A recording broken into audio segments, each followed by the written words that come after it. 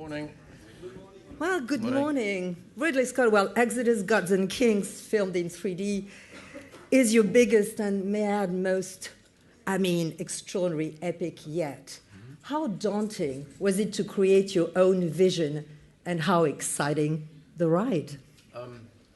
At this point in my career, it wasn't daunting at all, otherwise I wouldn't have tried it.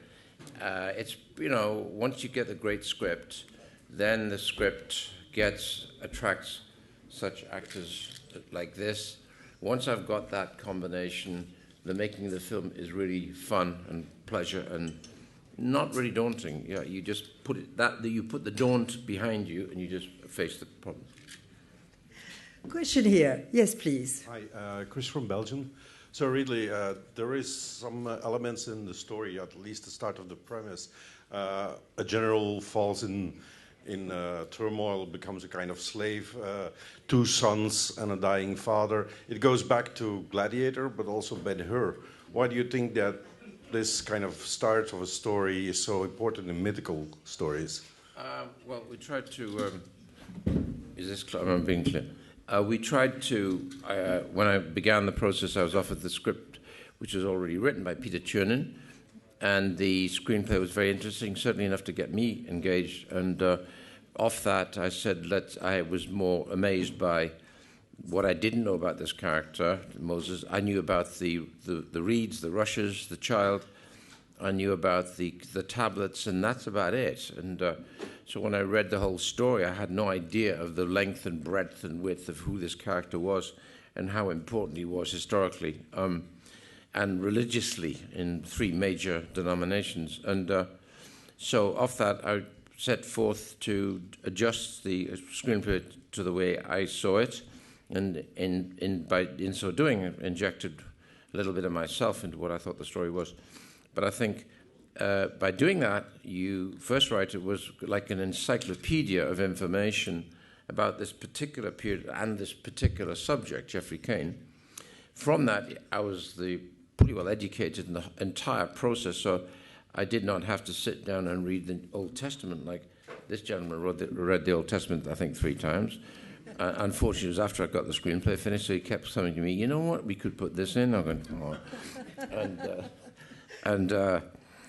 Anyway, I stuck carefully and treaded very carefully and respectfully through the story of Moses, because you can't tell the whole story. If you tell the whole story, you'd have a 15-hour movie. And in fact, we could do a sequel to this if it does well, which goes from tablets to Canaan. I'm not joking, you could. And so I had to make careful selections, and very careful judgment. But do you know why is there a parallel with Gladiator? There isn't, just as a coincidence. Gladiator was made up, Moses wasn't. Question. Là-bas, s'il vous plaît, le micro. Je voulais poser une question aux deux acteurs. Est-ce que, quand on est de fait obligé de travailler toute une longue partie du film sur des écrans verts, enfin, il y aura une post-production très lourde après, est-ce que ça modifie son approche du rôle? Est-ce que ça modifie l'intensité d'une certaine façon qu'on peut y mettre? Well, this is a question for, obviously, Joel and Christian. I mean, when you spend quite a lot of time acting with the green backdrop, or when you know there's such a heavy post-production involved, does it change in any way the way you approach the role, the intensity of your acting, and if so, in which way? There wasn't that much green screen that we were right in front of, because what Ridley did was that he really created all of from the ground up to about 30 feet was all real. And then above that, yeah, there was green screen or no green screen. You don't need a green screen always.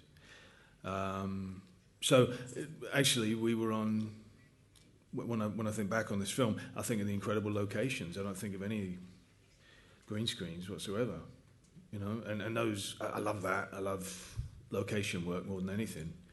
And I don't know how Rid found it, but he just found the most incredible beaches and locations which were perfect for the Red Sea, and which were just stunning, mind-blowing looking places.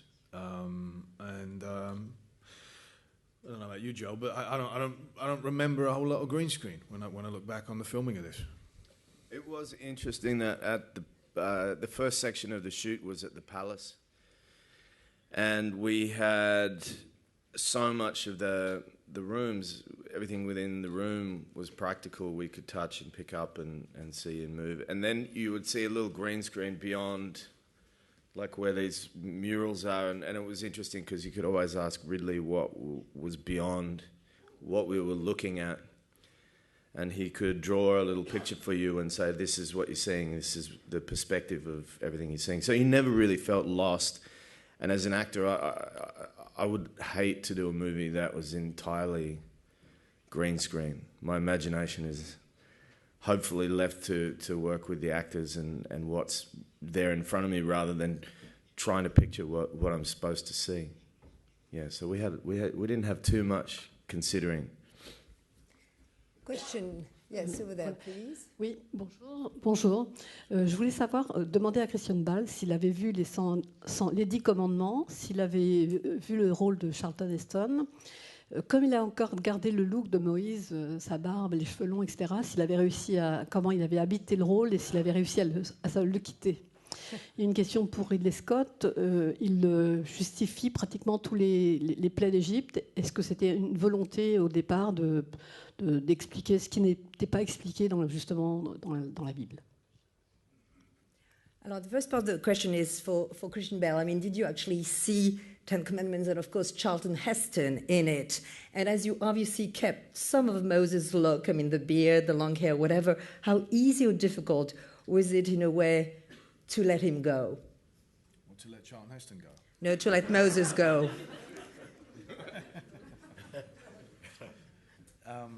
Yes, I did watch Ten Commandments, and I always loved sword and sandal epics.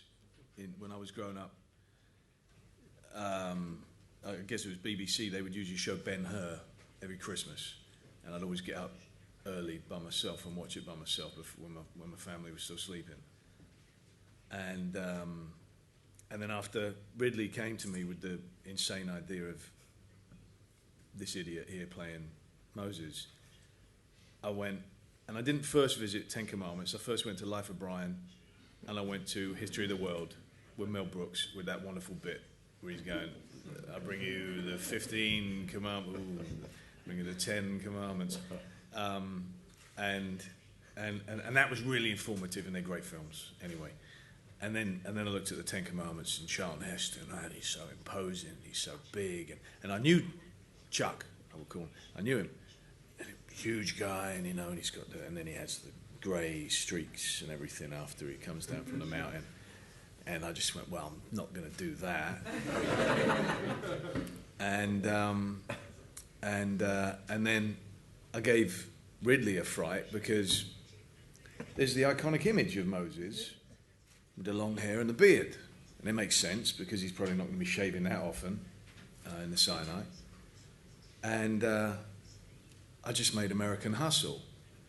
And I walked in and I was shaped like Santa Claus, but I'd shaved my head with a razor right down to the scalp.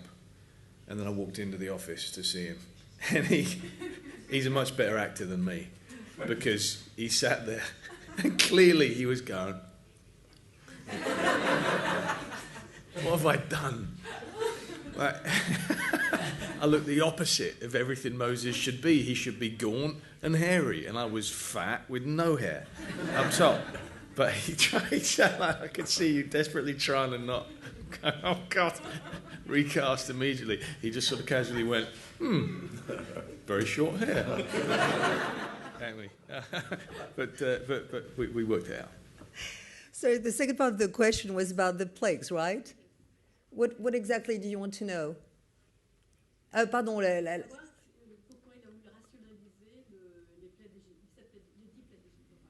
oui. Well, the question is for you, Ridley Scott. I mean, would like to know why you chose, in a way, to explain some of the 10 plagues of Egypt.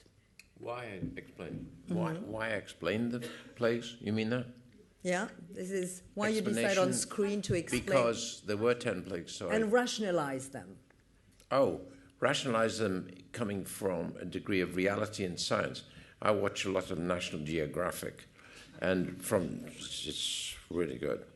And you watch the real world, the real animal world, where people have sat there for days or months getting shots of crocodiles, lions, animals in their own environment. And a lot of that influences me in this film. So the plagues were... I saw a horrible piece of documentary around Madagascar, where there had been inexplicable massive migrations of flies that would attack fishing boats and kill the fishermen, where they're breathing in flies. It was so black. So that went into the little library of what I must do. I've seen plagues of locusts. So I kind of wanted to bed myself in reality, and that's why we had in it the rather amusing Ewan Bremner, who, if you like, is kind of the scientist of the period, and the marvelous Indira Varma, who did a small part for me playing a priestess who was clearly clearly all about propaganda and not about the real thing. That you can't have 1,000 gods, but so the idea of gods of having 1,000 gods in Egypt in that time was all of propaganda, and she was at the peak of the propaganda. So she was destined for punishment because she was bullshitting all the time, and Ewan Bremner, who was the fakey scientist, was definitely bullshitting all the time. So they were due for a definite hanging. So, and if you got any sense of humor at all, I thought this film needed a little bit of sense of humor in there somewhere, and those are the 2 points of humor in the entire film. Ici. No. Micro, s'il vous plaît. I have a question for Sir and Christian Bale. You mentioned this film is about people's purchase freedom, and Moses is the icon of freedom. In that respect, does it respond to the situation nowadays, like Hong Kong Occupy Central, and people in other regions who are fighting for their rights? And we know Mr. Christian Bale is very concerned about democracy in China. Go ahead, should I answer first, or you do it? First off, I feel very sorry for the lady in the box. Why have you put her in a box over there? Hi, It doesn't seem very Zaina. fair, does it? She has a plague. Let's release her. You know, release her. Let's release her right now. She's got incurable plague. I think that Moses has come to be a symbol for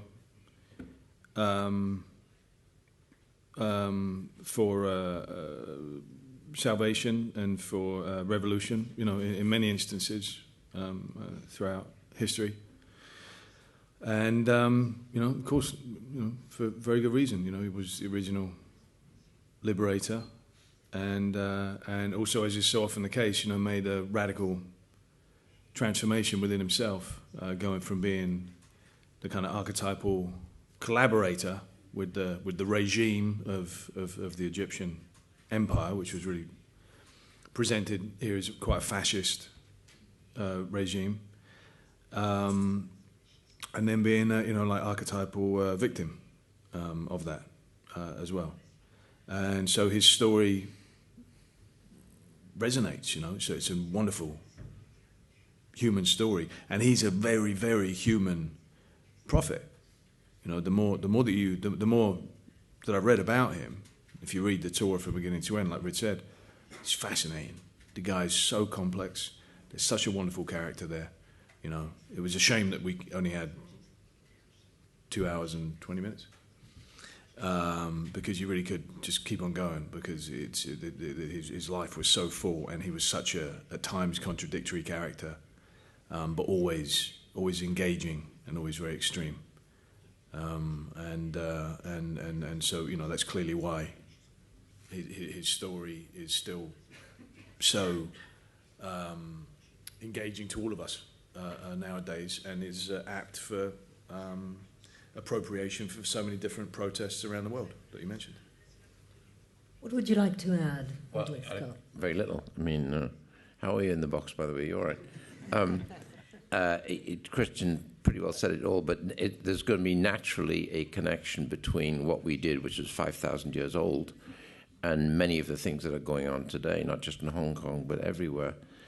And the only lesson we seem to have learned is none. We don't learn our lesson, and we keep repeating the same stuff. And yet I like to be positive about the way the world seems to be, because if you compare the world today in many other forms and respects, we're way better off today in many parts of the world than we were 50 years ago. So you have to look at this also partly optimistically, but at the same time, you look at the general overview of the political and religious movements of the world going on right now, we don't learn anything. Nothing seems to have moved forward. Joel, I see you listening to that, and Christian just mentioned that he thought his Moses was a very human, complex prophet, to just quote you. How would you describe your Ramses, your take on this very paradoxical villain character, so to speak? As Christian pointed out, the Egyptians and at the top of that triangle, Ramses is depicted as a very fascist society, and him as a very ethically, what I think ethically kind of upside down character, in a very kind of Hitler-esque way, and yet the story begins with these two men as friends and brothers and collaborators, and complicit in many ways, and in one way both skeptical of any religious system. In a subtle way, I think we see in the beginning that as this prophecy is unfolded by the priestess on the eve of the Battle of Kadesh, that Moses and Ramses are both somewhat rolling their eyes at the prospect. And yet, deeper into the movie, the insecurity that's a part of this man who then becomes Pharaoh and takes the mantle is bred into the kind of fear and I think deficiencies that I think become a really nice, not nice, but interesting, fertile ground for someone who likes to seize, take, and exercise a lot of power. And what's interesting about the script is it humanizes these characters at the same time. I mean, yes, we want to see and depict Ramses as a bad person because ethically his ideas are incorrect as far as the progression of the world should be, but we see that he's also a person, still a man, and losing a child, and we can relate to these things in some small ways as well. Question here. Ruben Nollet from Belgium. A question for Mr. Scott first. When you make a film based on the Bible, you know you're going to invite a reaction, if not criticism, from certain pressure groups, especially in America. Something that's quite difficult to gauge from a European standpoint is how much influence do these people actually have on a production, especially one of this size. And for Mr. Bale, why Life of Brian? Well, Ridley, first, please. Of course they have an influence, but they don't have an influence on what I do, no more than the fact that I would decide to take this on with the greatest of respect, because I know how seriously people do take movies that are above and beyond the norm of just the average level of entertainment. But I try and do that pretty well every time. I've done Kingdom of Heaven, I've done Black Hawk Down. I knew I'd get into trouble in Black Hawk Down. I knew I'd get into trouble in Kingdom of Heaven. But I'm, I think, one of the most popular Western world directors in the Muslim world. So, and because even on, I did Body of Lies, the smartest person in Body of Lies was not Russell Crowe. It was the head of intelligence in Jordan. So I take great care about what I'm doing, what I'm heading into, And therefore, I treated the entire story with the greatest respect. And it's a very tricky, tiptoe through the tulips to decide what you're going to do without actually impeding what I want to do. So it's a tricky dance. But where does the influence lie? Influence with who? These people, They don't influence me. Not at all. No. I have to make the movie I want to make. That's it. Yeah. So second part of the question was for you. So if truth be told, why Life of Brian? Why not? I mean, it's a fantastic film, isn't it? Any excuse to watch it is a good excuse. And it's very easy when you're making a film that has this sort of gravitas and weight to it that you can unintentionally start making Life of Brian. And so you got to watch out for that. And we'd have takes now and then where it became a bit Monty Python. And it was good, so we knew we had those red flags. So it was good to study it ahead of time.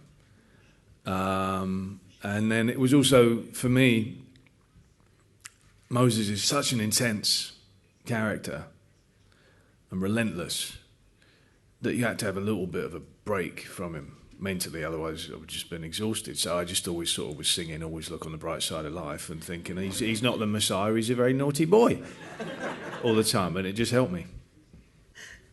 Actually, when practical things happen, when he gallops up on 200 horses and draws out the sword, and the sword is just a bit longer than his arm, he gets it here, and the point's still stuck in the scabbard. So they say, "Can we do that again?" Right.